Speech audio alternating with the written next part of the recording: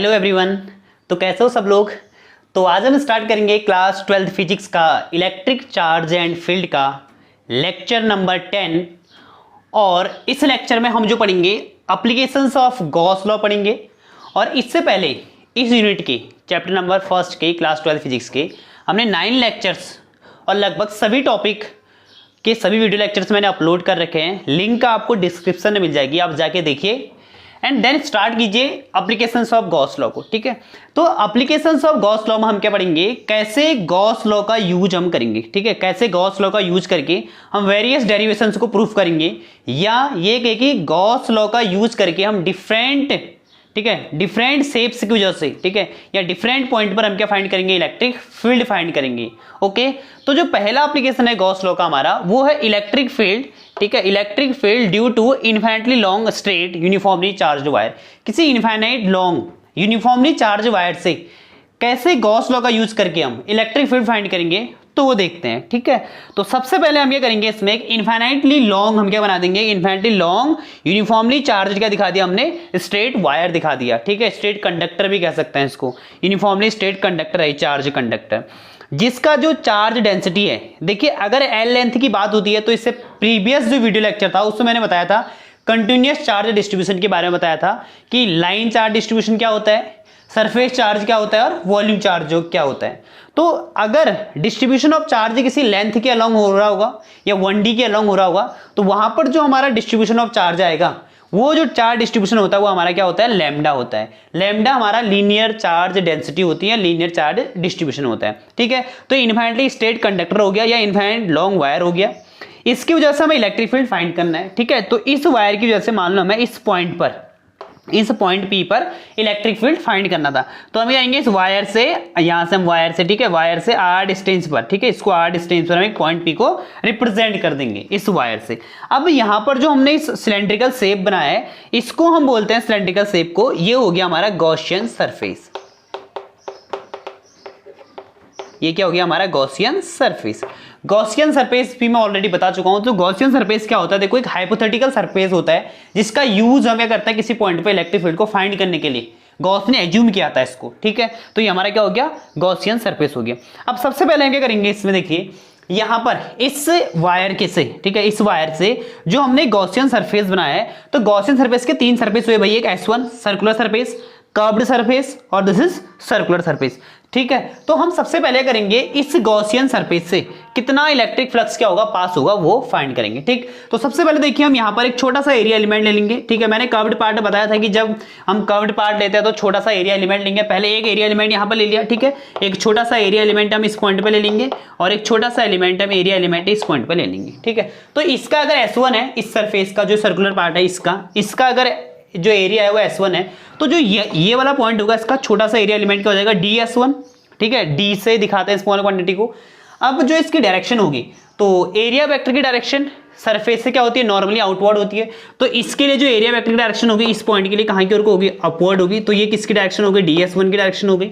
ठीक है, अब इसी पॉइंट पर, ठीक है, इस पॉइंट पर क्या होगा, इसी पॉइंट पर इस चार्ज से जो इलेक्ट्रिक फील्ड डायरेक्शन होगी बाहर की ओर को होगी। तो ये इलेक्ट्रिक फील्ड डायरेक्शन हो गई, बिकॉज ये पॉजिटिव चार्ज है और पॉजिटिव चार्ज से यहां पर अगर हम इलेक्ट्रिक फील्ड फाइंड करेंगे तो उसकी डायरेक्शन कहां की ओर को होगी, बाहर की ओर को, पॉजिटिव से बाहर की ओर को होती है। सिमिलरली इस पॉइंट पे निकाल, देखो ये कर्व्ड सरफेस है, तो जो इसका जो एरिया वेक्टर होगा बाहर की ओर को ही होगा। तो ये क्या है, DS2, तो एरिया वेक्टर इसका DS2 हो गया। इलेक्ट्रिक फील्ड देखिए प्लस चार्ज से बाहर की ओर को होगा, तो इलेक्ट्रिक फील्ड भी इसमें इसी डायरेक्शन में हो जाएगा। अब आता है थर्ड सरफेस पे S3 में, तो यहां पर जो एरिया वेक्टर की डायरेक्शन जो होगी इसकी देखिए इस सरफेस से नॉर्मली आउटवर्ड डाउनवर्ड हो जाएगा, तो ये DS3 हो जाएगा एरिया वेक्टर। इलेक्ट्रिक फील्ड क्या होगा, इधर ही को होगा, तो ये E की डायरेक्शन होगी इससे। ठीक है, तो यहां पर देखिए भाई एंगल कितना बन रहा है, थीटा 90 डिग्री का, E और DS3 के बीच में। यहां पर भी थीटा कितना बन रहा है, 90 डिग्री का। ओके, और यहां पर जो एंगल बनना है कितना बन रहा है, थीटा 0 डिग्री का। ठीक है, तो ये तो हमारा क्या हो गया कि हमने गॉसियन सरफेस पर एरिया वेक्टर और इलेक्ट्रिक फील्ड डायरेक्शन को रिप्रेजेंट कर दिया। नाउ अब हम क्या करेंगे कि इस गॉसियन सरफेस से, बिकॉज हमारा इनफाइनाइट लॉन्ग वायर है, तो वायर को जो पूरा कवर कर रखा है किसने कर रखा है, गॉसियन सरफेस से। तो अब हम क्या करेंगे, इस गॉसियन सरफेस से कितना इलेक्ट्रिक फ्लक्स पास होगा वो फाइंड करेंगे। ठीक है, तो इलेक्ट्रिक फ्लक्स जो हम लिखेंगे इसमें, ठीक है, electric flux passing through Gaussian surface, passing through Gaussian surface. ठीक है, इस गॉसियन सरफेस से कितना इलेक्ट्रिक फ्लक्स पास होगा ये हम फाइंड करेंगे, ठीक है।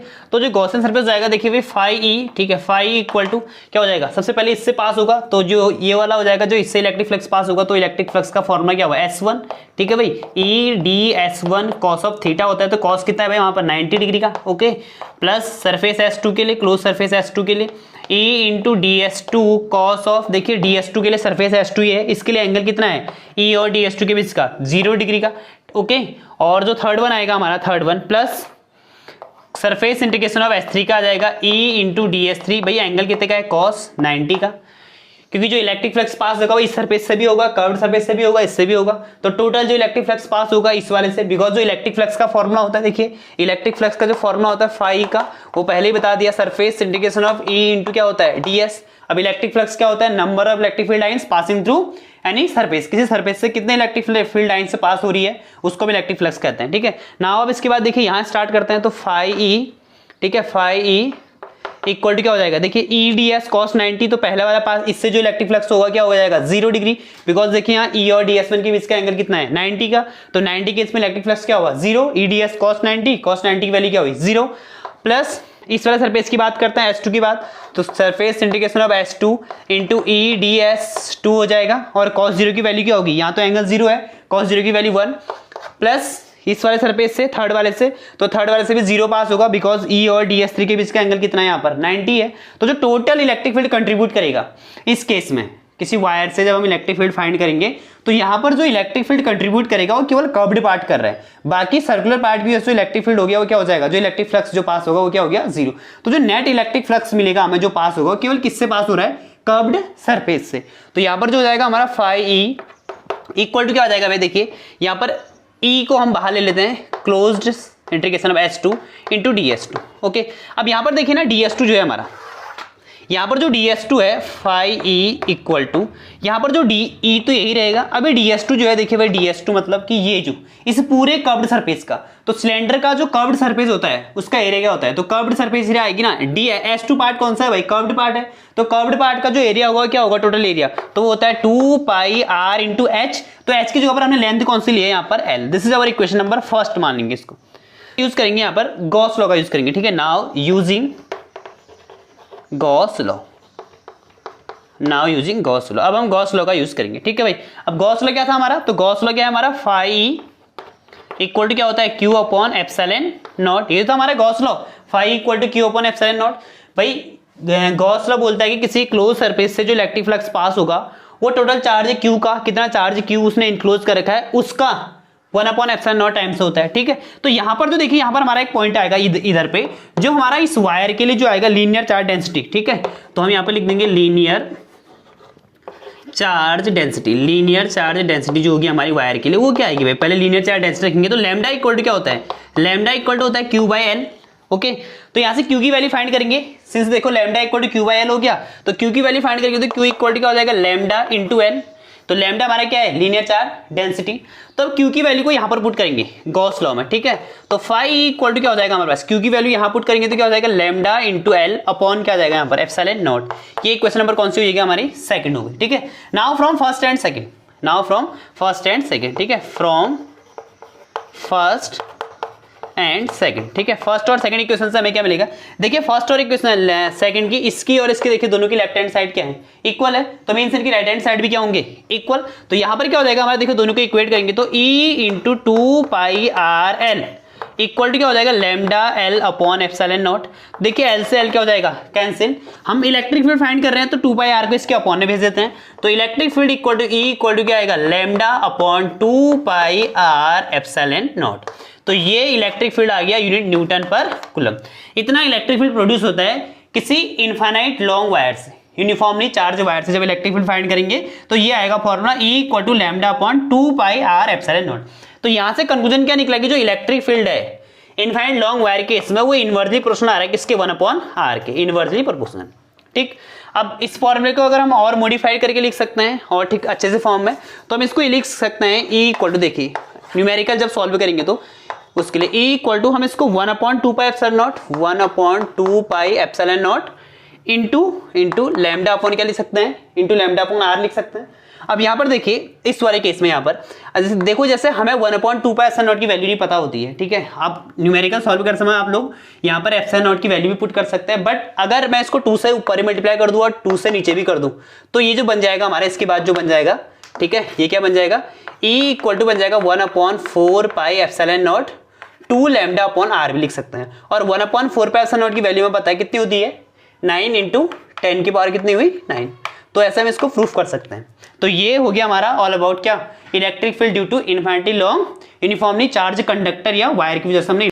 तो नेक्स्ट है हमारा देखिए एप्लीकेशन नंबर 2, गॉस लॉ का एप्लीकेशन नंबर 2 है, और जो क्या है देखिए electric field due to uniformly charge infinite plane sheet, ठीक है। ये एक इनफाइनाइट प्लेन शीट है, इस प्लेन शीट से, ठीक है, इस प्लेन शीट से कितना इलेक्ट्रिक फील्ड प्रोड्यूस होगा, गॉस लॉ का यूज करके हम वो फाइंड करेंगे, और this is our second application of Gauss law, ठीक है। तो सबसे पहले हमने ये किया, एक इनफाइनाइट प्लेन शीट, ये एक नॉन कंडक्टिंग प्लेन शीट है जिसका जो पूरा चार्ज है उसके सरफेस पे क्या हो रहा है, यूनिफॉर्मली क्या है, डिस्ट्रीब्यूट है, ठीक है। जो इसका चार्ज है उस पर हमने यूनिफॉर्मली पॉजिटिव चार्ज दिखा रखा है इस पर प्लेन शीट पर। अब हमने क्या करा, ये हमने इस पर क्या कर दिया, गॉसियन सरफेस ड्रॉ कर दिया, this is our Gaussian surface, ठीक। ये हमारा क्या है, गॉसियन सरफेस है, ओके। तो सबसे पहले हम क्या करेंगे, देखिए यहाँ वाले केस में, इस केस में ये हमारी प्लेन शीट हो गई जिसका सरफेस चार्ज डेंसिटी है सिग्मा है, बिकॉज 2D लेंथ और ब्रेथ के लेंथ और ब्रेथ का केस आ रहा है। तो यहाँ पर जो सरफेस चार्ज डेंसिटी होगी वो क्या होगी हमारी सिग्मा, और सिग्मा इक्वल टू क्या होता है, क्यू बाई ए जो होती है एरिया, क्यू क्या हो गया, चार्ज, ठीक है। तो uniformly charge infinite plane sheet है, इसकी वजह से हमें इलेक्ट्रिक फील्ड फाइंड करना है। तो सबसे पहले हमने इसे सेंटर पॉइंट ओ पर, ठीक है, इस सेंटर से r डिस्टेंस पर एक पॉइंट P यहाँ ले लेना है और एक पॉइंट P डैश हम यहाँ ले लेंगे। तो इस पॉइंट पर देखिए, इस पॉइंट पर इसका जो इस सरफेस जो सर्कुलर पार्ट है इसका जो एरिया वेक्टर होगा इसकी डायरेक्शन कहाँ की ओर को होगी, बाहर की ओर को होगी, तो इसको हम लिख लेते हैं ds1, ठीक है। और जो इलेक्ट्रिक फील्ड प्रोड्यूस होगा पॉजिटिव चार्ज से वो भी किधर को होगा, बाहर की ओर को होगा इस पॉइंट पर, मींस यहाँ पर जो एंगल होगा E और ds के बीच का कितना होगा, 0 डिग्री। सेम केस हमारे यहाँ पर पॉजिटिव चार्ज से इलेक्ट्रिक फील्ड कहाँ की ओर को होगा, बाहर की ओर को होगा, और इस सर्कुलर पार्ट का जो एरिया वेक्टर होगा वो भी किधर को होगा, आउटवर्ड होगा, तो ये हमारा ds2 हो गया, ठीक है। तो यहाँ पर भी जो एंगल बनेगा कितना बनेगा, 0 डिग्री। अब रही बात कर्व्ड पार्ट की, तो देखिए भाई कर्व्ड पार्ट के लिए जो एरिया वेक्टर होगा वो सरफेस से ऐसा करके बाहर की ओर को होगा, कर्व्ड पार्ट की बात करें, ठीक है, ये S3 की बात करें, कर्व्ड पार्ट ds3। और इलेक्ट्रिक फील्ड कहाँ की ओर को होगा, बाहर की ओर को, जो इलेक्ट्रिक फील्ड प्रोड्यूस होगा पॉजिटिव चार्ज से बाहर की ओर को होगा। तो यहाँ पर जो एंगल बना हमारा कितना हो गया, थीटा इक्वल टू क्या हो गया, 90 डिग्री। तो इस डायग्राम से हमें क्लियर समझ में आ रहा है कि जो नेट इलेक्ट्रिक फील्ड हमें मिलेगा यहाँ पर वो केवल इस वाले पार्ट और इस वाले पार्ट से मिलेगा, और जो कर्व्ड पार्ट है उससे जो इलेक्ट्रिक फील्ड लाइंस है वो पैरेलल हो जाएंगी, ठीक है। तो जो कर्व्ड पार्ट से हमें जो इलेक्ट्रिक फ्लक्स मिलेगा वो क्या हो जाएगा हमारा 0, बिकॉज यहाँ पर 90 है, तो नेट इलेक्ट्रिक फ्लक्स, ठीक है। तो हम निकालेंगे net electric flux passing through Gaussian surface, ठीक है, पासिंग थ्रू गॉसियन सरफेस से नेट इलेक्ट्रिक फ्लक्स कितना पास होगा वो हम फाइंड करेंगे, ठीक है, गॉसियन सरफेस, ओके। तो यहाँ पर देखिए भाई फाई ई इक्वल टू, अब देखिए इस वाले सरफेस से पास होगा तो closed surface integration of S1 into क्या हो जाएगा भाई, देखिए E into ds1 cos of 0 degree का, तो ds1 वाला पार्ट कौन सा, ये वाला पार्ट हो गया, ठीक है, एंगल 0 का है यहाँ पर, प्लस S2 कौन सा है, उधर वाला पार्ट, S2 है हमारा वाला पार्ट, तो E into ds2 cos of 0 degree का, ओके। थर्ड पार्ट आ गया हमारा कर्व्ड पार्ट, तो क्लोज सरफेस यहाँ पर आ जाएगा हमारा S3, तो ये आ जाएगा E ds3 कॉस ऑफ 90, ठीक है। तो cos 90 की वैल्यू 0, तो ये वाला तो 0 हो गया, cos 0 की वैल्यू 1, cos 0 की वैल्यू 1, तो जो फ्लक्स मिलेगा हमें फाई इक्वल टू यहाँ से मिलेगा हमें इस वाले पार्ट से S1 of E into ds1, ठीक है, plus S2 of E into ds2, okay. तो यहाँ से देखिए भाई phi E equal to E वहां ले लेंगे, सरफेस इंटीग्रेशन ऑफ S1 ये आ जाएगा हमारा ds1, E बाहर आएगा, सरफेस इंटीग्रेशन ऑफ S2 यहाँ पर आ जाएगा ds2, ठीक है। तो फाई E इक्वल टू जो हमें मिलेगा यहाँ पर E इंटू जो ds1 वाला पार्ट है भाई, ds1 कहाँ है हमारा, ds1 ये है, तो हम इसके एरिया को क्या मान लेते हैं A। सिमिलरली E इंटू वो भी सेम होगा, वो भी सर्कुलर पार्ट है इसी का, तो इसको भी हम A मान लिया, एरिया को A से रिप्रेजेंट कर दिया इसका। तो जो फाई E इक्वल टू मिलेगा हमें यहाँ पर क्या मिलेगा, twice E into A, because जितना इलेक्ट्रिक फ्लक्स यहाँ से पास होगा उतना इलेक्ट्रिक फ्लक्स क्या होगा उस वाले पार्ट से भी क्या होगा, पास होगा, तो दोनों का इलेक्ट्रिक फ्लक्स क्या हो जाएगा हमारा, ऐड हो जाएगा। तो नेट कितना मिला हमें, phi equal to 2E into A। Now using Gauss law, ठीक है, हम करेंगे यूजिंग गॉस लॉ का यूज करेंगे, ठीक है। तो गॉस लॉ क्या हमारा फाई E इक्वल टू क्या होता है, Q अपॉन एप्सिलॉन नॉट, ठीक है। अब यहाँ से क्यू की वैल्यू फाइंड कीजिए भाई, सिग्मा इक्वल टू क्या होगा, क्यू अपॉन ए। तो यहाँ से हमारा जो क्यू की वैल्यू आ जाएगी, क्यू इक्वल टू क्या हो जाएगा, sigma into A.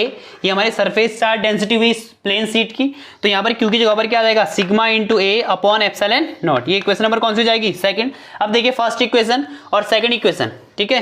This is our first equation, this is our second equation. तो दोनों की देखिए लेफ्ट हैंड साइड दोनों की क्या है, इक्वल है, तो राइट हैंड साइड दोनों की क्या होगी, इक्वल। तो twice E into A equal to क्या आ जाएगा, sigma A upon epsilon naught, ठीक है। ए से ए क्या हो जाएगा, कैंसिल। यहाँ से ई की वैल्यू फाइंड करेंगे तो इलेक्ट्रिक फील्ड इक्वल टू क्या मिल जाएगा हमें, सिग्मा अपॉन 2 एप्सिलॉन नॉट। तो ये हमारा इलेक्ट्रिक फील्ड आ गया due to infinite plane sheet, इतना न्यूटन पर कूलम। तो ये इनफाइनाइट प्लेन शीट की वजह से इलेक्ट्रिक फील्ड का फॉर्मूला होगा E equal to sigma upon 2 epsilon naught. तो अगर आपको वीडियो पसंद आई और अगर समझ में आया आपको, ठीक है, तो प्लीज वीडियो को लाइक शेयर और सब्सक्राइब करना मत भूलना। Okay, thank you.